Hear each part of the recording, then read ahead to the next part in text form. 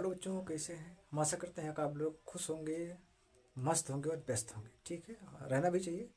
जैसे कि बोर्ड परीक्षा फरवरी में होने वाला है, तो उस परिप्रेक्ष्य में हम आप लोगों को वीडियो प्रोवाइड करा रहे हैं और हम ये आशा दिलाते हैं कि अगर आप लोग हमारी वीडियो को आज करते रहेंगे तो आपको अन्य किताब पढ़ने की ज़रूरत नहीं है।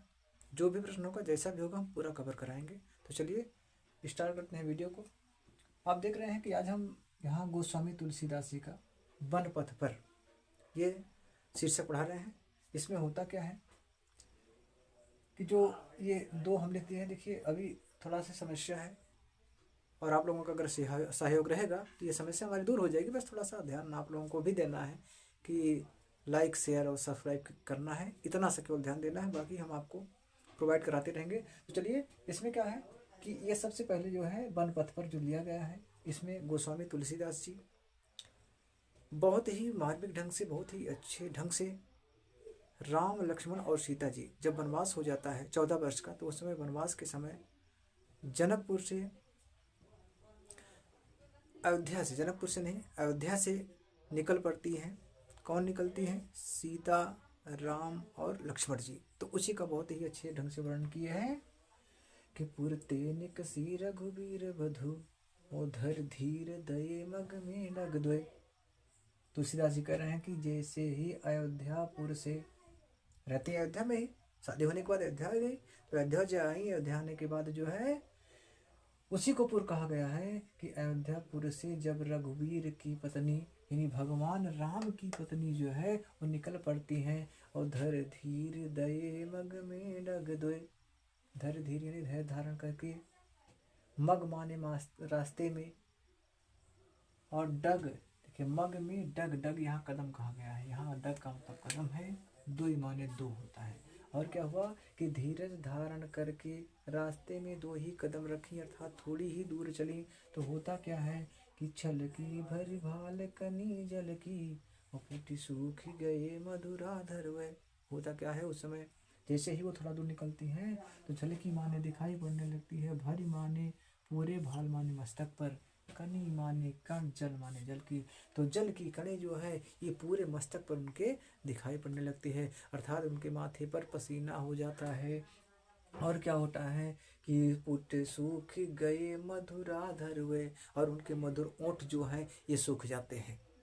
इसका मतलब जो है कि वो बहुत अधिक व्याकुल प्यासी और जो है थक सी जाती हैं। तो कह रहे हैं कि उनके मधुर ओंठ जो है ये सूख जाते हैं। फिर क्या होता है, फिर बूझती हैं चलनो यब के तिग, और पढ़ कुटी करी हो कि तो हो। फिर बूझत हैं, फिर वो जो है बूझत माने पूछ रही हैं, किससे? भगवान राम से। क्या पूछ रही हैं कि चलनो अब के तिग, अभी हमें कितना दूर चलना है, और पर्ण कुटी करी हो कि तो हो, यानी कहाँ, यानी कितनी दूर चलने के बाद, कित माने कहाँ, और पर्ण कुटी माने पत्ते की कुटिया रखना है। अब देखिए राजपाट छोड़ चुके हैं तो उन्हें घास फूस की झोपड़ी बना करके ही रहना है, इसीलिए पूछ रही हैं कि पर्ण कुटी करी हो कि तो हो, यानी कहाँ चल करके पर्ण कुटी बनाएंगे। तो तिय की लखिया तुरता पिय की, अवखियायति चारु चली जल चोय। इतनी बात सीता जी की जब भगवान राम सुनते हैं तो भगवान राम जो है, होता क्या दशा उनकी देखिए कि तीय माने पत्नी होता है, लख माने देख करके, आतुरता माने व्याकुलता। तो पत्नी की इस प्रकार व्याकुलता को देख करके, पिय की आँखियाँ, पिय माने पिया अर्थात भगवान राम की आँखियाँ, अति माने अत्यधिक, चार माने सुंदर, चली माने जल, चल पड़ता है, और जल माने जल, चोय माने चूना होता है। तो क्या है कि भगवान राम की अतिचार, अत्यधिक सुंदर आँखों से जल चल पड़ता है, अर्थात जल बहने लगता है, अश्रुपात होने लगता है।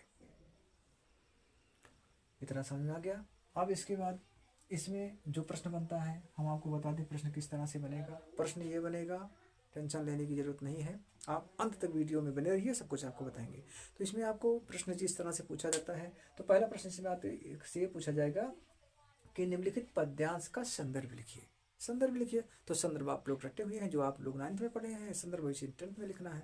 अंतर इतना है कि वहाँ शीर्षक दूसरा था, यहाँ शीर्षक दूसरा है। तो यहाँ आप लिखेंगे प्रस्तुत पद्यखंड या प्रस्तुत पद्यांश हमारी पाठ्य पुस्तक हिंदी काव्य के वन पथ पर नामक शीर्षक से लिया गया है, जिसके रचयिता गोस्वामी तुलसीदास जी हैं। बस इतना लिखना है, बहुत ज़्यादा लिखने की जरूरत नहीं है।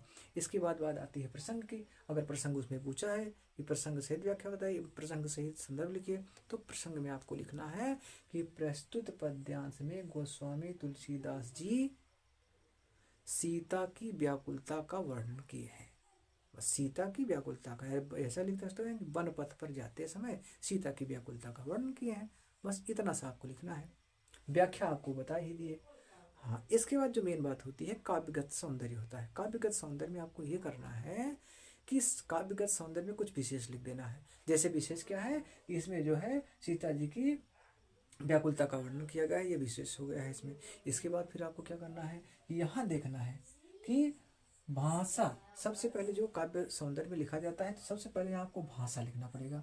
भाषा क्या है, भाषा इसमें जो है ब्रज भाषा है। ये जितना भी मनपथ पर लिखा गया है इसमें ब्रज भाषा है।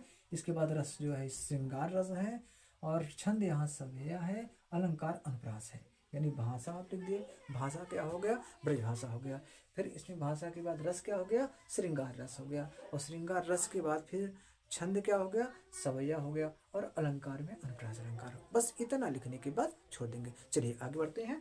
दूसरा आपका है कि जल को गए, जो आपको मोस्ट इंपॉर्टेंट है, जो मोस्ट इंपॉर्टेंट परीक्षा में लगभग पूछे गए हैं। अपने 20 साल के करियर में टीचर होते हुए मैं आपको बता रहा हूँ कि जो सबसे अधिक आता है उन्हीं प्रश्नों को प्रोवाइड मैं करा रहा हूँ। तो ध्यान दीजिए, यहाँ दूसरा क्या है कि जल को गए लखन है लरिका, और परीखों पिए छाह परी घरी कहोए ठाढ़ो।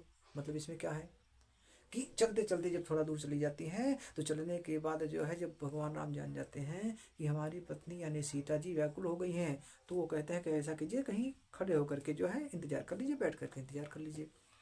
अब इसमें क्या है कि जब वो फिर कहे कोई बात नहीं है तो लक्ष्मण जी को पानी लेने के लिए भेज देते हैं, और जब लक्ष्मण जी को पानी लेने के लिए भेज देते हैं, फिर ये बेचारी थक जाती हैं। तो थकती हैं तो देखिए क्या कह रही हैं, बहाना कैसे करती हैं, भाभियाँ देवरों को बहुत मानती हैं। यही चीज़ यहाँ भी है। अब यहाँ क्या हुआ देखिए, कह क्या रही है कि जल को गए लखन है लड़का, लखन लखन लखन माने होता है लक्ष्मण। यहाँ कह रही है कि जल को गए लखन है लड़का, लड़का माने लड़का। कहने के हे पतिदेव थोड़ा देर रुक जाइए, क्योंकि लक्ष्मण जो पानी लेने के लिए गए हुए हैं वो अभी बालक है, छोटे हैं, लड़का है। और परीक्षाओं पिए, यानी परीक्षाओं माने इंतजार कर लीजिए, पिए माने पिया, यानी हे पिया, हे पतिदेव इंतजार कर लीजिए। छाह घड़ीक होए ठाढ़े हो, छाह माने किसी छाया में, घड़ीक माने एक घड़ी अर्थात थोड़ी देर, ठाढ़े माने खड़े होकर के, यानी किसी छाया में खड़े होकर के थोड़ी देर लक्ष्मण का इंतजार कर लीजिए। और पूछी पसियो बयारी करो, पत्नियां पति को बहुत मानती हैं, सभी लोग जानते हो। तो इसमें क्या कह रही हैं कि पूछी पसियो बयारी करो, अगर आप रुक जाएंगे तो मैं आपके पसियो माने पसीना को, पूछ माने पूछ करके, आपके पसीना को पूछ करके और बयारी करो, हवा कर दूंगी। अच्छा क्यों ऐसा करूंगी, क्योंकि देख रहे हैं कि आप भी थक चुके हैं, तो मैं आपके पसीनों को पूछ करके बयारी करूंगी, हवा करूंगी। अरु पाए पखारी हम वो भूरी डाढ़े, अरु माने और, पाए माने पैर, पखारी हो माने साफ करूंगी, भूर माने होता गर्म जल, गर्म धूल, भू भूरी गर्म धूल होता है, और डाढ़े माने निकालना और या साफ करना समझ लीजिए। तो मैं क्या करूंगी कि आपके पैर को पखारूंगी, धुलूंगी, साफ करूंगी, और उसमें जो भूभुर है यानी गर्म मिट्टी लगी हुई है, गर्म मिट्टी के कण लगे हुए हैं, उसको मैं दूर कर दूंगी, यानी उसको साफ कर दूंगी। अब देखिए इतना जब जान जाते हैं भगवान राम, तो तुलसीदास जी देखिए यहाँ तुलसी, अब यहाँ से क्लियर हो जाएगा कि ये जो है कौन लिखे हैं, तुलसी लिखे हैं। अब यहाँ क्या है कि तुलसी रघुबीर प्रिया सम जान के, और बैठी विलंब कंटक काढ़े। तुलसीदास जी कहते हैं, क्या कहते हैं कि रघुवीर यानी भगवान राम जब अपनी प्रिया अर्थात पत्नी को श्रम माने थका हुआ जान करके, यानी भगवान राम अपनी पत्नी को थका हुआ जान करके बैठी विलंब कंटक काढ़े, बैठ माने बैठकर, विलंब माने थोड़ा देर, और कंटक माने कांटा, और काढ़े माने निकालते हैं। एकदम बहुत ही ब्रज भाषा में लिखा गया है, ब्रज भाषा में लिखा गया है। तो क्या कर रहे हैं कि बैठी विलंब कंटक काढ़े, यानी देर तक बैठ करके कांटा निकालते हैं। ये होता है एक पति पत्नी का प्रेम, एक पति पत्नी का रिश्ता। तो इस प्रकार से हुआ। आगे देखिए, और जानकी नाह को नेह लख्यो, पुल को तनिवार विलोचन बढ़े। इसमें क्या बताए हैं गोस्वामी तुलसीदास कह रहे हैं कि जानकी नाह, नाह माने नाथ, और नाथ कहा गया है किसको? भगवान श्री राम को। तो जानकी ने नाह माने अपने नाथ के, और नेह माने प्रेम। एक छोटा सा अंतर है, यहाँ नाह है, यहाँ नेह है। नेह माने प्रेम और नाह माने नाथ। नाथ जिसे आप कहते हैं स्वामी भगवान। तो कह रहे हैं कि अपने नाथ को देख करके, लख्यो माने देख करके, अर्थात अपने पति के इस प्रकार के जब वो प्रेम को देखती है, यानी जानकी अपने पति के इस प्रकार के प्रेम को देखती है, तो पुलको तन बाढ़ विलोचन बाढ़े। तो पुलको माने पुलकित हो जाता है, तन माने शरीर, उनका शरीर जो है पुलकित हो जाता है, और बाढ़ विलोचन बाढ़े, उनके विलोचन से अर्थात उनकी आंखों से ये बारी बढ़ने लगता है, अर्थात जल निकलने लगता है। आप ये कह सकते हैं कि उनके आंखों से अश्रुपात होने लगता है। क्यों? क्योंकि वो देख रहे हैं कि जितना प्रेम हम अपने पति भगवान श्री राम से करते हैं, उतना ही प्रेम भगवान श्री राम हमसे भी करते हैं। तो यह दशा देख करके वो भी क्या करती है कि उनके भी सुंदर नयनों से वारी बढ़ने लगता है, अर्थात वो भी अश्रुपात करने लगती हैं, अर्थात आंसू निकल पड़ते हैं। तो इसमें भी आपको वही करना है जैसा आप उसमें किए हैं। क्या किए हैं कि सबसे पहले जो है आपको संदर्भ अगर पूछा जा रहा है, प्रश्न से पूछा जाएगा, टेंशन लेने की कोई जरूरत नहीं, हम बार बार बता रहे हैं बच्चों, कोई दिक्कत नहीं है।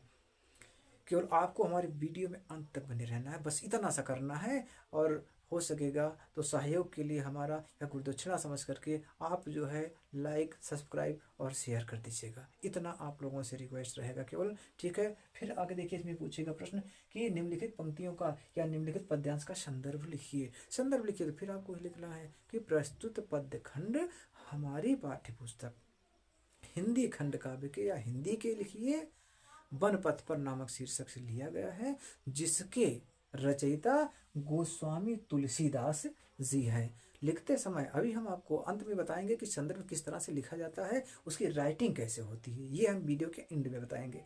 तो वीडियो के एंड में आपको बताएंगे, तब तक आप बन रहिए। तो इतना हो गया। इसके बाद प्रसंग आता है, तो प्रसंग यहाँ आपको ये लिखना रहेगा कि निम्नलिखित पद्यांश में लक्ष्मण जी पानी लेने के लिए गए हैं, सीता माता भगवान राम से थोड़ा देर उनका इंतजार करने के लिए कहती है। बस इतना सा आपको लिखना है। इसके बाद काव्य सौंदर्य अगर पूछा है तो उसमें आपको ये लिखना है कि क्या है इसमें, भाषा इसकी ब्रज है, जैसा कि सभी को बता दिए कि भाषा और छंद ये दोनों समान रहेगा। भाषा ब्रज है और छंद जो है सभैया है। तो भाषा जो है ये इनका ब्रज है और छंद सभैया है। रस यहाँ भी श्रृंगार है, यहाँ इसमें भी श्रृंगार रस का वर्णन किया गया है। अलंकार यहाँ भी अनुप्रास है। तो बहुत ज़्यादा रटने की जरूरत नहीं है। कुल मिलाकर के आप एक लाइन में समझ लीजिए कि जब भी वन पथ पर का कोई भी पद्यांश आता है तो बेधड़क निसंकोच विदाउट एनी सस्पिशन आप क्या करेंगे कि वहाँ ये लिख देंगे कि भाषा में ब्रज, रस में श्रृंगार, श्रृंगार में दोनों होता संयोग वियोग, इसलिए श्रृंगार आप लिख दीजिए। तो और छंद में सवैया। केवल आपको देखना क्या है, अलंकार देखना है। अलंकार बदला हुआ है, नहीं समझ में आता है कहीं तो आप अनुप्रास लिख दीजिए। चलिए इसके आगे की वीडियो शुरू करें। क्या है कि अगला बस इन्हीं चार में से आप ये मान के चलिए, अगर बोर्ड में आना होगा तो एक ना एक आ जाएगा। जितना हमारा अनुभव है मैं आपको बता रहा हूँ।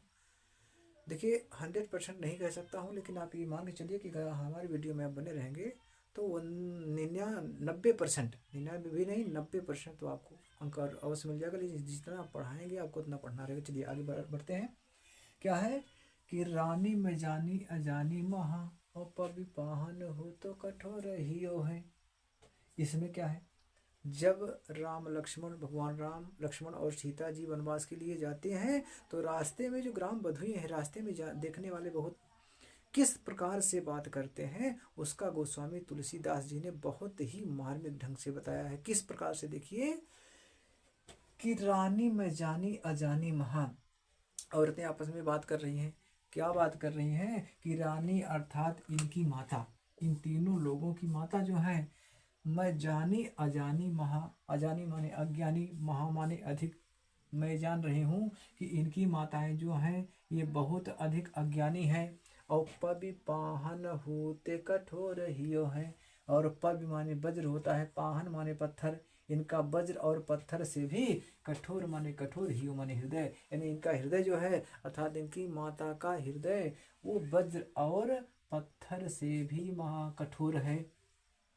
और राजा हो काजे या काजे न जानो, और राजा जो है अर्थात इनके पिताजी जो है वो भी काज अकाज नहीं जान पाए, अर्थात क्या सत्य है क्या असत्य है, क्या सही है क्या गलत है, इसको नहीं जान पाए। और कहो तीय के जिन कान कियो है, जिन्होंने, तीय माने होता है पत्नी, जिन्होंने अपनी पत्नी के, कहो माने कहने पर, अपनी पत्नी के कहने पर कान किया है, अर्थात प्रण कर लिया है। कान करना माने प्रण करना है, मुहावरा है। तो जिन्होंने अपनी पत्नी के कहने पर प्रण कर लिया, क्या प्रण कर लिया है आप लोग जान रहे हैं कि कैकेयी ने ही 14 वर्ष का वनवास राम को मांगा था। और कैकेयी जी उनकी पत्नी है, इनकी यानी भगवान राम के पिताजी की, अर्थात इनकी माता हैं। तीन माताएं, ये तीनों लोगों को अपनी माता ही मानते थे, जबकि माता केवल कौशल्या थी इनकी। लेकिन ये तीनों लोगों को जो है कौशल्या, कैकेयी और एक और है जो है, उनको ये अपनी माता यानी तीनों लोगों को मानते थे। तो यहाँ कह रही है ग्राम बधुएं कि क्या है कि जिन्होंने, अर्थात क्या हुआ कि राजा हो काज अकाज न जाने, राजा भी क्या सही है क्या गलत नहीं जान पाए और अपनी पत्नी के कहने पर प्रण कर लिए हैं। और ऐसी मनोहरी मूर्ति ये अबिछुरे कैसे प्रीतम लोग जियो है, करी हैं कि ये ऐसी मनोहर, मनोहर मनोहर माने मन को हर लेने वाली, तो ऐसी मनोहर मूर्ति हैं, मान ये तीनों मूर्तियां एकदम साक्षात लग रहा है कि ये मन को मोह लेने वाली हैं।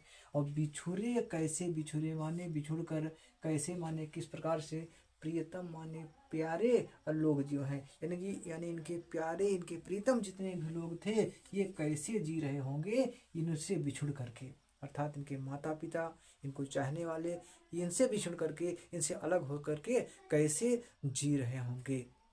फिर आगे बताते हैं कि आखिन में सखी राखी बेजोग, यानी ग्राम बधुएं आपस में बात कर रही हैं और किसी को सखी कहती हुई संबोधित कर रही कि हे सखी, आखिन में सखी यानी हे सखी, ये आँखों में राखिबे जोग, राखिबे माने रखने के और जोग माने योग्य हैं। ये मूर्तियां जो है अर्थात ये मूर्ति समान जो इतने सुंदर, इतने अच्छे दिख रहे हैं भगवान राम लक्ष्मण और सीता, तो ये आँखों में रखने योग्य हैं।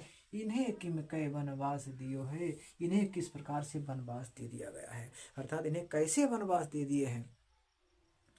तो फिर वही बात इसमें आगे आप देखेंगे कि जब आप मान लीजिए यही प्रश्न आ जाता है, प्रश्न आने के बाद होता क्या है कि आपको जो प्रश्न पूछेगा संदर्भ अगर पूछ लिया तो पहले ही बता दिए, उस तरह से लिख दीजिएगा। रस छंद अलंकार में कोई भी अंतर नहीं हुआ है, यहाँ भी भाषा आपकी व्रज है, इसमें भी भाषा यहाँ भी व्रज है। और जो है रस श्रृंगार करुण, इसमें एक थोड़ा सा और हो गया है, एक रस करुण रस का भी प्रयोग हो गया है, तो करुण रस भी है और श्रृंगार रस भी है, बाकी सब सेम है, कुछ भी अलग नहीं है।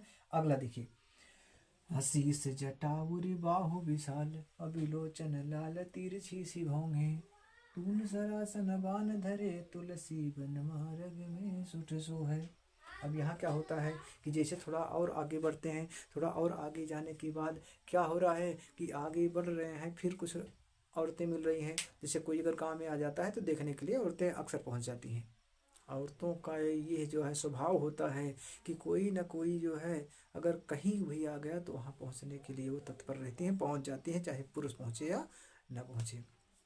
तो औरतें देखने के लिए निकल पड़ती है और भगवान राम है, इनको देखने के लिए कौन नहीं निकलेगा। तो ये जब आगे बढ़ते हैं तो देखने के लिए जब निकल पड़ती है तो देखिए पूछ क्या रहे हैं सीता जी से, इसमें सीता जी से पूछा गया है, ग्राम बधुएं पूछ रहे हैं, क्या पूछ रही हैं कि शीस जटा उर बाहु विशाला, बिलोचन लाल तिरछी सी भौंगे, करें कि जिसका शीस माने सिर पर और जटा माने जटा है, उर और बाहु विशाल है, उर माने हृदय यानी सीना कह सकते हैं आप, और बाहु माने भुजा, जिनका सीना और भुजा जो है ये विशाल है, बड़ा है। और बिलोचन लाल इनका विलोचन अर्थात इनकी आँख जो है ये लाल है, और तिरछी सी भौहें, ये भौहें जो बनी हुई है ये तिरछी हैं। तो क्या क्या पूछे कि जिनके सिर पर जटा है, जिनका उर और बाहु विशाल है, अर्थात जिनका वक्ष स्थल या आप ये कह सकते हैं सीना और बाहु विशाल है, बड़ा है, लाल लाल आंखें हैं और तिरछी सी भौहें हैं। तून सरासन बाण धरे, और क्या है कि तून में, तून माने होता है जो पीछे लटकाए रहते हैं, आप लोग देखे होंगे, तो उसको बोलते हैं तून। तून माने तरकस, तून पीछे लटकाने रहते हैं तो तून माने तरकस। जो अपने तून में यानी तरकस में क्या लिए हुए हैं, सर आसन, सर धन आसन, सर माने होता है बाण, आसन माने बैठना, जिस पर बाण बैठता है अर्थात धनुष। तो सरासन माने धनुष, बाण माने बाण धरे, जो अपनी तरकस में धनुष और बाण को रखे हुए हैं। तुलसी मन मार्ग में सुठ सोहें, तुलसीदास जी ग्राम बधुओं के स्वर में कहते हैं, उनकी बातें वाणी में कहते हैं कि जो वन मार्ग में सुठ माने अत्यधिक शोभा माने शोभायमान होते हैं, यानी वन के रास्ते पर चलते हुए अत्यधिक शोभायमान होते हैं। सादर बारह बार सुभाय चित, सादर माने बार बार बार, सादर बार, सादर सा माने साथ होता, दर माने आदर, यानी सादर माने आदर, तो आदर के साथ बारह बार यानी बार बार, सुभाय माने शोभायमान होते हैं, चित्त माने चित्त में हृदय में, यानी ये बार बार हम लोगों की चित्त में शोभायमान हो रहे हैं। और तुम त्यों हमरो मनमोह है, अब फिर यहाँ बता रहे कि केवल तुम्हारे त्य को नहीं, अर्थात त्यों माने तुम्हारा हो, तुम त्यों तुम्हारा ही नहीं, ये भगवान राम तुम्हारे ही नहीं बल्कि हमारा वो मन मोह है, हमारे मन को भी मोह रहे हैं। कौन कह रही हैं, ग्राम बधुएं। किससे कह रही हैं, ग्राम बधुएं सीता जी से कह रही हैं।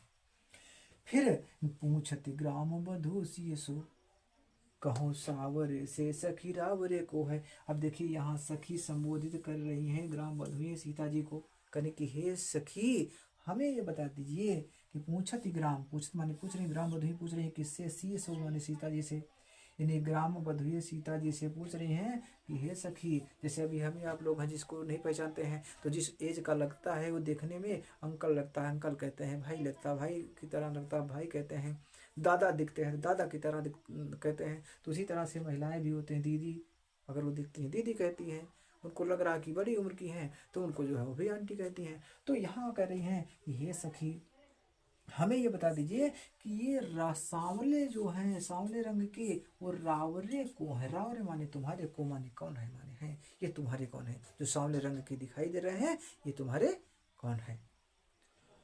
तो इस तरह से आप देखिए कि यहाँ जो है ये जो भी चार इंपॉर्टेंट थे वन पथ पर, ये चारों हम आपको इस वीडियो में प्रोवाइड करा दिए हैं।